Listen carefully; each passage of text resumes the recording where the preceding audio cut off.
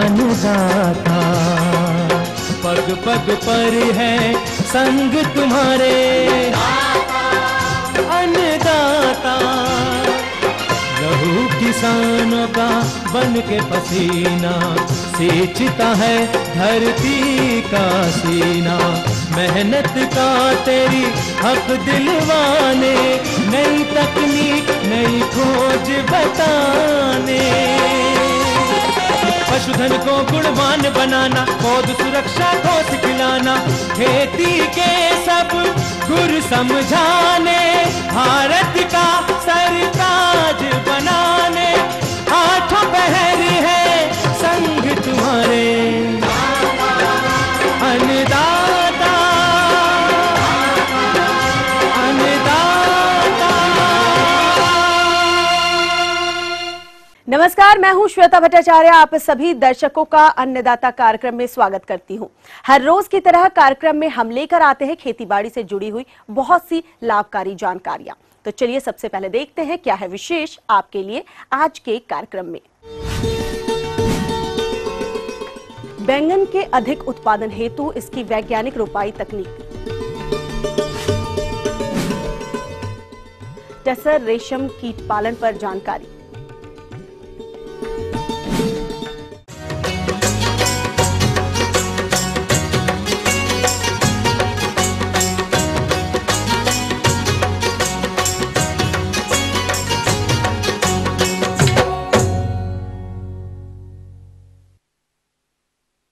हमारे जिन किसान भाइयों ने जून माह में बैंगन की नर्सरी लगाई थी, उनके यहाँ नर्सरी में इसकी पौध रोपाई योग्य हो गई होगी और कई कृषक तो इसकी रोपाई कार्य में लगे भी होंगे। लेकिन बैंगन की पौध रोपाई करते वक्त कुछ प्रबंधनों पर विशेष ध्यान देने की जरूरत होती है और इन प्रबंधन कार्यों पर जानकारी के लिए देखिए हमारे कार्यक्रम की ये प्रस्तुति।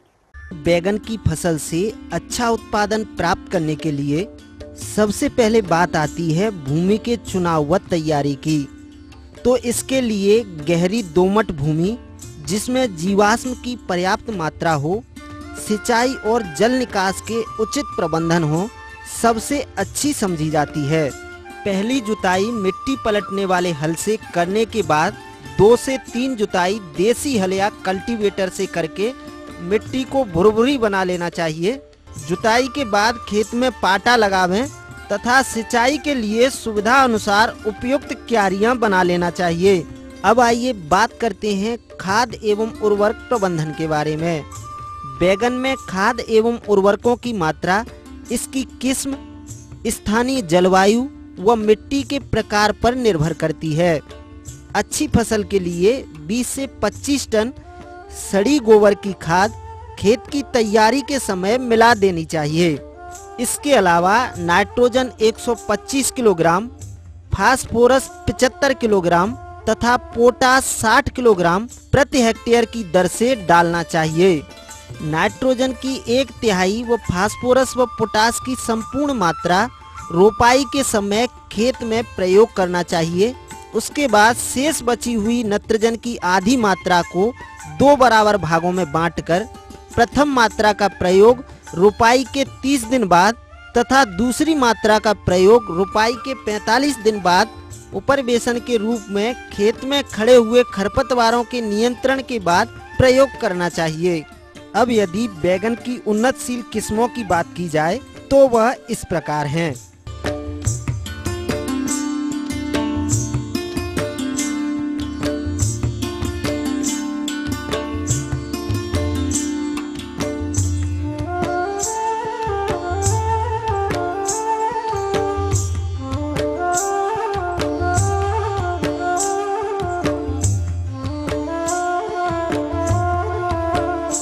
अब आइए बात करते हैं रोपाई प्रबंधन की।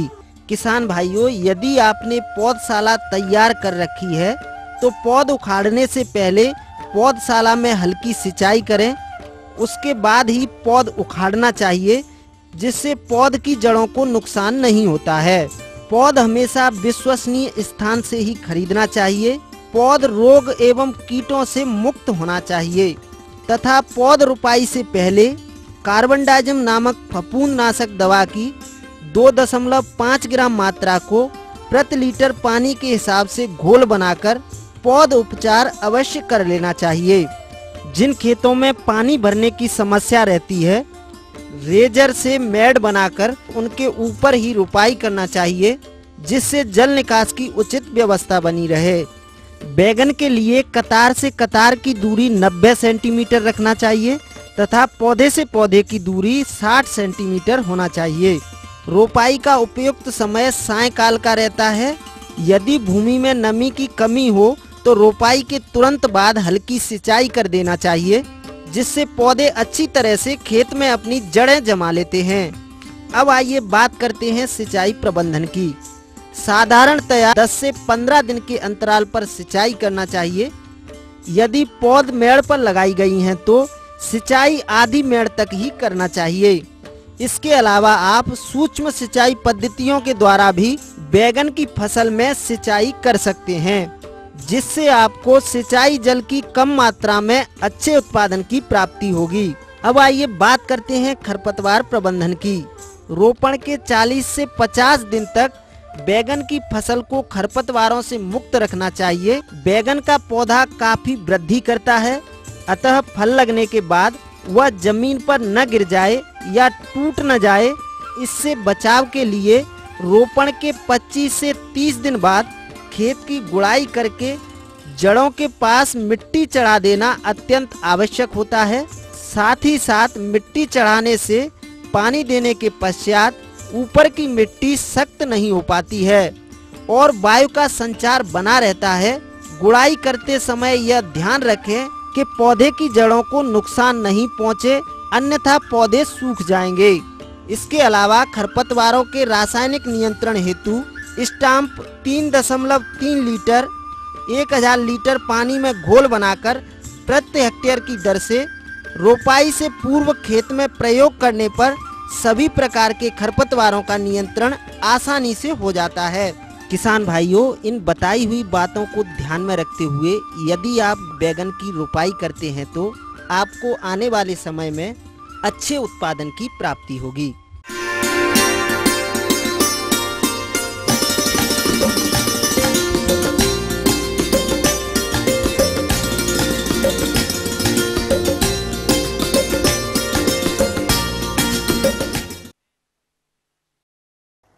हमारे झारखंड प्रदेश में प्रकृति की विरासत के रूप में अर्जुन एवं आसन के वृक्ष जंगल में बड़े पैमाने पर हैं और इस पौधे पर किसान तसर रेशम का पालन करके कम समय एवं लागत में अच्छा लाभ भी कमाते हैं। तो जो किसान इस व्यवसाय से जुड़ना चाहते हैं उन्हें किन किन बिंदुओं को ध्यान में रखना होगा, इस हेतु कुछ जानकारी चाह रहे हैं एक किसान।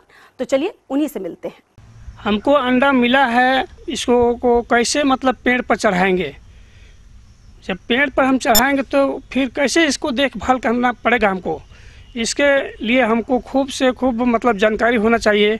अतः तसर रेशम पालन पर संपूर्ण जानकारी के लिए हमारे बीच उपस्थित हैं केंद्रीय तसर अनुसंधान प्रशिक्षण संस्थान रांची के डॉक्टर आलोक सहाय।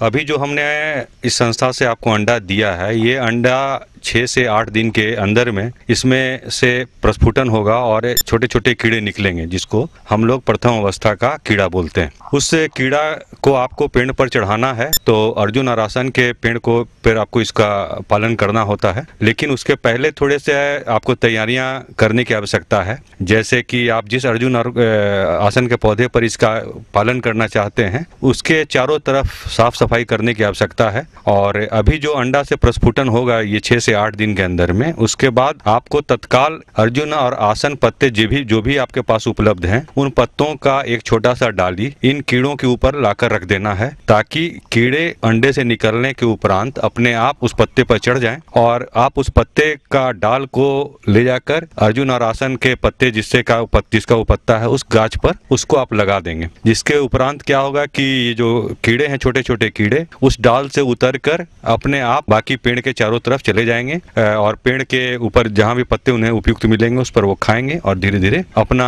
जीवन यापन करेंगे और बढ़ेंगे। इस कार्यक्रम के तहत आप देखेंगे कि बहुत सारे शत्रु और पीड़क कीड़े भी ये तसर के कीड़े के आसपास आएंगे, जिन्हें आपको इससे रक्षा करनी होगी। वो कीड़े को आपको बचाने के लिए हम लोग उपाय बताएंगे, जैसे कि एक लाह लगा हुआ एक गोंद का डंटा होता है जिसके द्वारा आप उन पीड़क कीड़ों को पकड़ सकते हैं, और कुछ पीड़क कीड़े के बारे में बता दी जाएगी आपको, ताकि आप उसको मार देंगे, ताकि हमारा अपना तसर का जो कीड़ा है उसका नुकसान ना हो। इस प्रकार देखभाल करते हुए जब कीड़ा बढ़ने लगेंगे तो और पत्ता खाने लगेंगे तो आप देखेंगे धीरे धीरे पेड़ में पत्ते कम होने लगे हैं, तो आप उसके उपरांत तुरंत उनको दूसरे पेड़ पर स्थानांतरित करने का प्रयास करेंगे। स्थानांतरित करने के लिए आपको एक डाल को, छोटे डाल को काट कर उस डाल को फिर दूसरे पेड़ पर लगा देना होगा जहाँ की अच्छे मात्रा में उपयुक्त पत्ते उपलब्ध हैं। इस प्रकार वो कीड़े खाते जाएंगे और वो अपना जीवन यापन करते हुए द्वितीय और तृतीय अवस्था, चतुर्थीय अवस्था में चले जाएंगे। इस बीच ये बताना आपको आवश्यक होगा हमको कि आप इसके देखभाल के लिए कुछ विसंक्रमण को जरूर इस्तेमाल करेंगे। विसंक्रमण इस्तेमाल करने से उनमें जो आने वाली बीमारियां हैं, जैसे जीवाणु की बीमारी, विषाणु की बीमारी और प्रोटोजोआ की बीमारी, ये सब बीमारियों से उनके रोकथाम की बहुत आवश्यकता है। अगर रोकथाम ना करेंगे तो आपके 100 कीड़े का 30% इसमें नुकसान हो जाएगा और मात्र आपको 40 से 70 कोसा ही मिल पाएगा। तो ऐसे अवस्था में हम लोग चाहते हैं कि आप पीड़क जंतु से भी इसका बचाव करें और बीमारियों से भी इसका बचाव करें। तो बीमारियों के लिए बहुत तरह के यहाँ हम लोगों ने उपाय निकाले हैं, जिसमें ब्लीचिंग है, चूना है, सोडियम हाइपोक्लोराइट है, और आपको अभी हम लोगों ने एक वनस्पति के प्रोडक्ट निकाला है जिसको जीवन सुधा कहते हैं। इनसे आपको जीवाणु विषाणु से छुटकारा मिल जाएगा। तो आप इन सभी चीजों की जानकारी यहाँ प्राप्त कर लीजिए और आपको दिया जाएगा समय से समय। और इन सब के उपरांत अगर आप फसल की देखभाल कर लेते हैं ठीक से, तो आप 100 कीड़े में 70 कोसे जरूर काट सकते हैं। और आप 70 कीड़े काट सकते हैं तो उस प्रकार आपको 200 रोग मुक्त चकत्ते का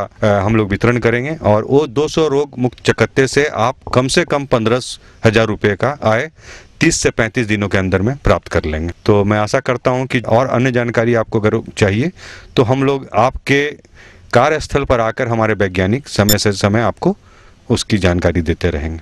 ये थी कुछ उपयोगी जानकारियां। अब लेते हैं एक छोटा सा ब्रेक, जल्द लौटेंगे और कार्यक्रम में आगे है महत्वपूर्ण जानकारियां। बने रहिए हमारे साथ। अधिक पैदावार के लिए सफेद मूसली की रोपाई विधि। अरे चाचा, गंगा को लेकर कहाँ जा रहे हो? 1 महीने से बहुत कम दूध दे रही है, इसे दिखाने के लिए शहर ले जा रहा हूँ। इसे एरोसोल कंपनी की कैल्शियम से भरपूर इलेक्ट्रोमिक्स AD3 पिलाओ, दूध की बाल्टियाँ भरते भरते थक जाओगे। इलेक्ट्रोमिक्स ने किया कमाल, पशु स्वस्थ, पालक मालामाल। अरे कोच के कमरिया में अचारिया है गोरिया चले मचारा मचार। हर गईले निम्मा हो लड़ गईली डलिया से नाइले। और भैया का उहबरा ऐसे ही तान मारत रहनी रहुआ। हनीमून देहरादून में हो हमार बलमू काहे सुतला दलानी माई सभा पीछे लजिया। लोकगीतों के राग गुनगुनाइए ETV के साथ। धुन देखिए हर शनिवार रात 9:30 बजे।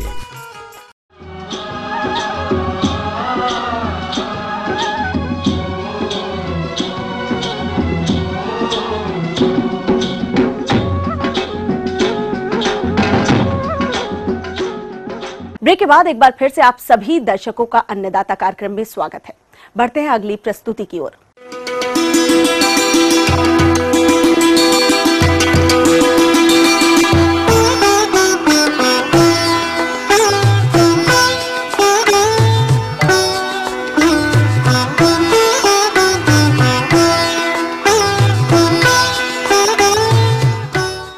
हमारे प्रदेश में कई ऐसे क्षेत्र हैं जहां पर मुख्य फसलें नहीं ली जा सकती हैं, लेकिन ऐसी भूमियों पर अगर कृषक चाहे तो औषधीय फसलों की खेती कर अच्छी आय प्राप्त कर सकते हैं। इन औषधीय फसलों के तहत यदि कृषक सफेद मूसली की खेती करना चाहते हैं तो इसकी खेती करते वक्त कौन कौन से पहलुओं पर ध्यान दें, इसकी जानकारी के लिए देखिए हमारे कार्यक्रम की ये प्रस्तुति। किसान भाइयों, आइए सबसे पहले हम चर्चा करते हैं इसकी खेती हेतु भूमि के चयन एवं तैयारी की। मूसली की फसल के लिए खेत की तैयारी करने के लिए सर्वप्रथम खेत में गहरा हल चला दिया जाता है। यदि खेत में हरी खाद के लिए पहले से अल्पावधि वाली फसल लगाई गई हो तो उसे काट कर खेत में डालकर मिला दिया जाता है। तदुपरांत इस खेत में 20 से 25 क्विंटल वर्मी कंपोस्ट, 5 क्विंटल हड्डी खाद, बायो एंजाइम 16 किलोग्राम, 5 से 10 ट्रॉली सड़ी हुई गोबर की खाद प्रति एकड़ की दर से प्रयोग करना चाहिए। इन सभी खादों को खेत की अंतिम जुताई से पूर्व खेत में डालकर अच्छी तरह से मिला देना चाहिए। तदुपरांत पाटा चलाकर भूमि को समतल बना लेना चाहिए। मूसली की अच्छी पैदावार के लिए खेत में बेड्स बनाए जाना आवश्यक है। इस संदर्भ में 3 से 3.5 फीट चौड़े सामान्य खेत में कम से कम 6 इंच से 1.5 फीट ऊंचे रिज बेड बना दिए जाते हैं। इसके साथ साथ पानी के उचित जल निकास हेतु नालियों की पर्याप्त व्यवस्था की जाती है तथा बेड्स के किनारों पर आने जाने के लिए पर्याप्त जगह छोड़ा जाना आवश्यक होता है। यदि ज्यादा चौड़े बेड्स न बनाने हो तो आलू की तरह सिंगल बेड्स भी बनाए जा सकते हैं।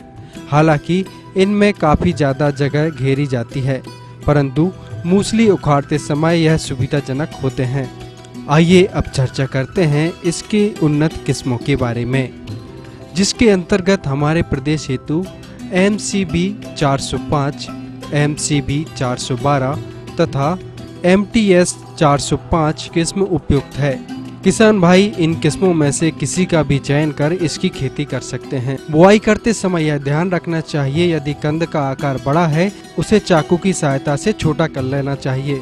ध्यान रहे कि कंद में कम से कम 2 से 3 ब्रांच अवश्य होना चाहिए। मूसली की बिजाई हेतु 5 से 10 ग्राम की क्राउन युक्त फिंगर्स सर्वाधिक उपयुक्त रहती हैं। 1 एकड़ क्षेत्र हेतु अधिकतम 80,000 क्राउन युक्त फिंगर्स लगेंगे। बिजाई से पूर्व प्लांट मटेरियल को 2 मिनट तक बावेस्टीन के घोल में अथवा 1 घंटे तक गौमूत्र में डुबाकर रखा जाना चाहिए, जिससे कि ये रोग मुक्त हो जाते हैं और कंदों को बनाई गई कतारों में 6-6 इंच की दूरी पर लगाना चाहिए।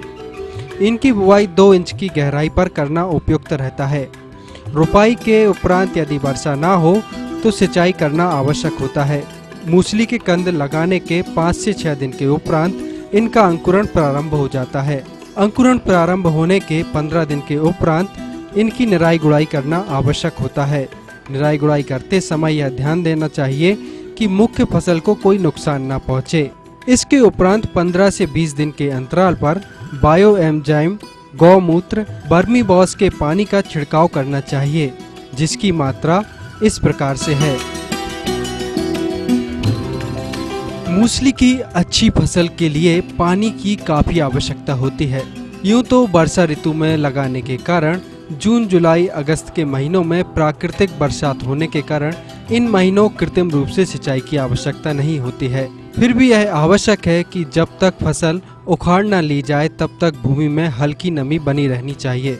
अतः बरसात के उपरांत प्रत्येक 10 दिन के अंतराल पर खेत में हल्की सिंचाई करना आवश्यक होता है। पौधे के पत्ते सूख कर झड़ जाने के उपरांत भी जब तक कंद खेत में हो हल्की हल्की सिंचाई प्रत्येक 10 दिन के अंतराल से करते रहना चाहिए, जिससे भूमिगत कंदों की विधिवत बढ़ोतरी होती रहे। सिंचाई के लिए यदि खेत में स्प्रिंकलर लगे हों तो सर्वाधिक उपयुक्त रहता है, परंतु इस बात का ध्यान रखना चाहिए कि खेत में जल भराव की स्थिति ना बने। यदि जल भराव की स्थिति बनती है तो जल निकास की व्यवस्था समय से करनी चाहिए।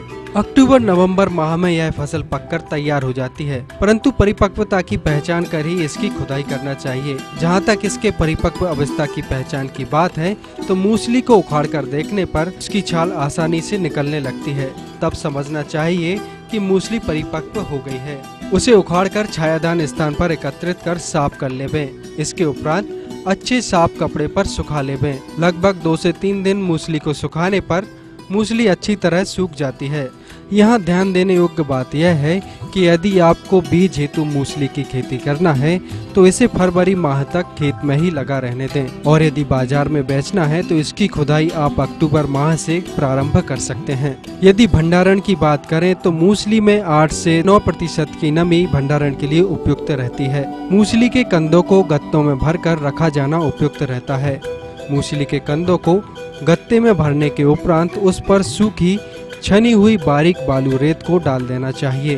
और अच्छी तरह से उसे बंद कर छायादार स्थान पर रख देना चाहिए। जहां तक इसके उत्पादन की बात है, यदि आप सिंगल फिंगर्स लगाए हैं तो लगभग 15 क्विंटल प्रति एकड़ का उत्पादन प्राप्त होता है। यदि आपने 2 या 3 फिंगर्स वाले कंदों की बुआई की है तो लगभग 20 से 25 क्विंटल प्रति एकड़ का उत्पादन प्राप्त होगा। तो किसान भाइयों, आप बताए गए प्रबंधनों को अमल में लाकर सफेद मूसली की खेती से अच्छा लाभ प्राप्त कर सकते हैं। किसान भाइयों, यहाँ हम फिर से दोहराना चाहेंगे कि आप बाजार मांग को देखते हुए ही सफेद मूसली की खेती करें। आगे और भी है कुछ रोचक जानकारियां, पर यहाँ पर रुकेंगे एक और कमर्शियल ब्रेक के लिए। जल्द हाजिर होते हैं।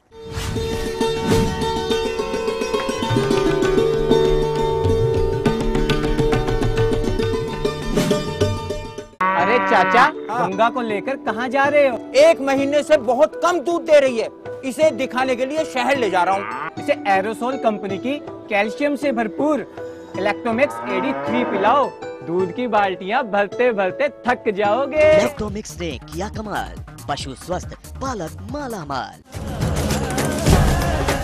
देखिए आरती लाइव।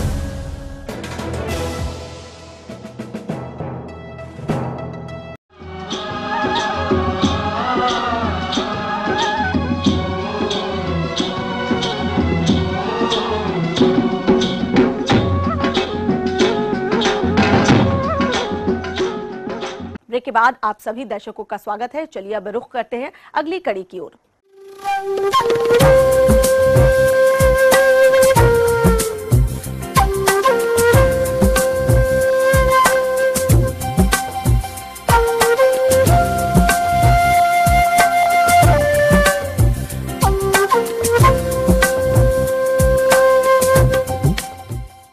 मौसम के अनुसार प्रबंधनों पर है टिकी आपकी खेतीबाड़ी, इसलिए मौसम पूर्वानुमान और उस पर आधारित साप्ताहिक कृषि सलाह इस प्रकार है।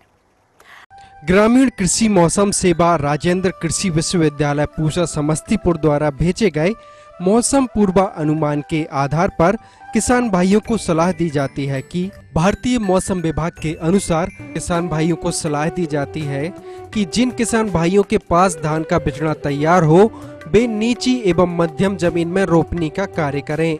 रोपे हुए धान की फसल में खरपतवार नियंत्रण के कार्य को प्राथमिकता दें। धान की रोपाई के समय उर्वरकों का व्यवहार सदैव मिट्टी जांच के आधार पर करें। यदि मिट्टी की जांच नहीं कराई गई हो तो मध्यम एवं लंबी अवधि वाली किस्मों के लिए 30 किलोग्राम नत्रजन, 60 किलोग्राम स्फुर, 40 किलोग्राम पोटास का व्यवहार करें। अरहर की बुआई करें। बुआई के समय प्रति हेक्टेयर 20 किलोग्राम नत्रजन, 45 kilogram phosphorus, 20 kilogram potash, 20 kilogram sulphur का व्यवहार करें। अरहर के लिए उन्नत किस्में इस प्रकार से हैं।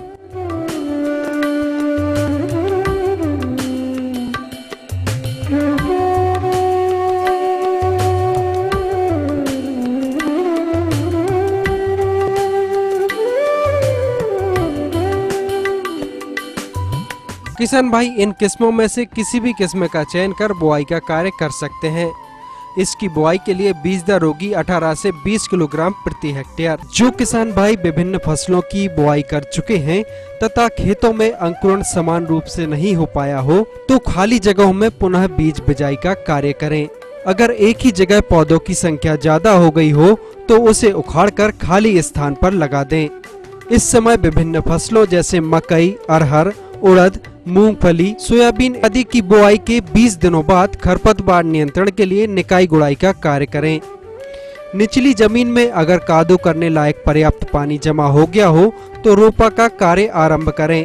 पिछले 2 से 3 दिनों में उत्तर बिहार के जिलों में मध्यम वर्षा हुई है।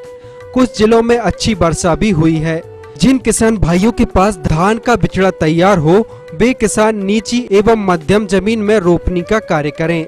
वर्षा को ध्यान में रखते हुए किसान वर्षा जल का संग्रहण खेत में करने के लिए मेड़ों को मजबूत बनाने का कार्य करें। जो किसान भाई अपने खेत में धान की तैयारी कर चुके हैं वे विभिन्न फसलों जैसे धान, मकई, अरहर, उड़द, मूंगफली इत्यादि की बुवाई अनुशंसित विधि द्वारा करें। खरीफ प्याज की खेती के लिए नर्सरी की तैयारी करें। स्वस्थ पौध के लिए नर्सरी में गोबर की खाद अवश्य डालें।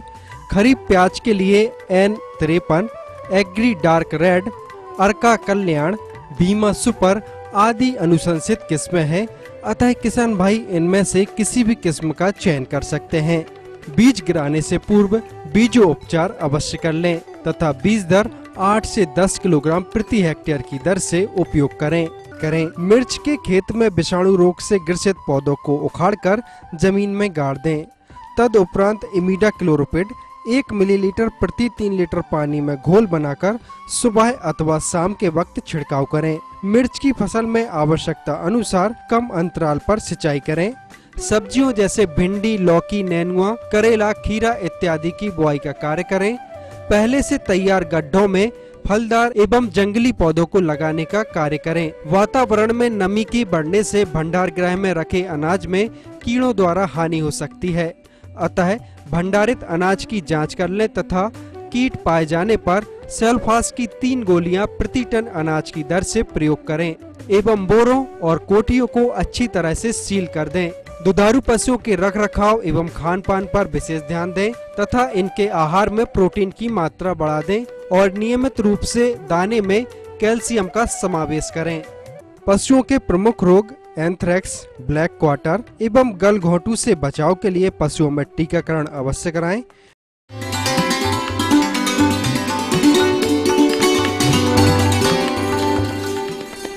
अन्नदाता हेल्पलाइन निशुल्क फोन संपर्क सेवा के माध्यम से आपके द्वारा पूछे गए प्रश्नों में से 1 या 2 महत्वपूर्ण प्रश्नों को हम अपने कार्यक्रम में शामिल करते हैं। इसी के तहत आज का चयनित प्रश्न और उसका जवाब इस प्रकार से है। जिला दुमका के कृषक वैभव जी, आप अन्नदाता निशुल्क फोन संपर्क सेवा के माध्यम से उड़द की बुआई तकनीक के बारे में जानकारी चाहते हैं, तो आपकी जानकारी हेतु देखिए कार्यक्रम का यह अंश। खरीफ सीजन में उगाई जाने वाली मूंग और उड़द महत्वपूर्ण दलहनी फसल है। खरीफ सीजन में मूंग बीन और उड़द बीन की खेती की जाती है। उससे पहले इसकी एक गहरी जुताई और इसके बाद हल्की सी जुताई और करके पाटा लगा दें। किसान भाई अगर इसको प्योर स्टैंड में लगाएंगे तो खाद की मात्रा 20 किलोग्राम नाइट्रोजन, 40 किलोग्राम फॉस्फेट और 40 किलोग्राम पोटेशियम देना अनिवार्य हो जाता है। इसके बाद आता है प्रमुख प्रजातियों का चुनाव। प्रमुख प्रजातियों में उत्तरा, बिरसा उर्द 1, Pant U19, Pant U31, WBU 108, नवीन और पंत U40। ये सारी की ये जितनी भी वैरायटीज का नाम मैंने बताया है, ये सारे के सारे जो MYMB मूंगबीन येलो मोज़ेक वायरस से ये जो है अब इनमें अवरोधी शक्ति पाई जाती है।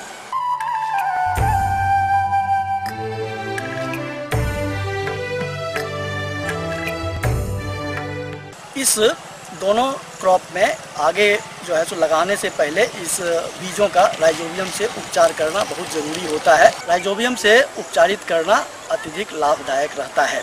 अब अगर किसान भाई अगर इसको प्योर स्टैंड में लगाते हैं तब इसकी उचित कतार से कतार की दूरी 30 सेंटीमीटर और पौधे से पौधे की दूरी 10 सेंटीमीटर रखी जाती है। अब आइए देखते हैं कल दिखाए जाने वाले कार्यक्रम की मुख्य झलकियां। पॉली हाउस में डच रोज की फसल में समसामयिक कार्य। हम उम्मीद करते हैं कि आज का कार्यक्रम आप सभी दर्शकों के लिए उपयोगी रहा होगा। किसान भाइयों, अन्नदाता आपकी सेवा के लिए संकल्परत है। कृषि संबंधित समस्या एवं सुझाव के लिए आप हमें इस पते पर संपर्क कर सकते हैं। प्रोड्यूसर अन्नदाता ETV Bihar Jharkhand, Ramoji film city Hyderabad 501512। साथ ही आप हमें ईमेल भी कर सकते हैं। हमारा ईमेल एड्रेस है annadatabihar@etv.co.in।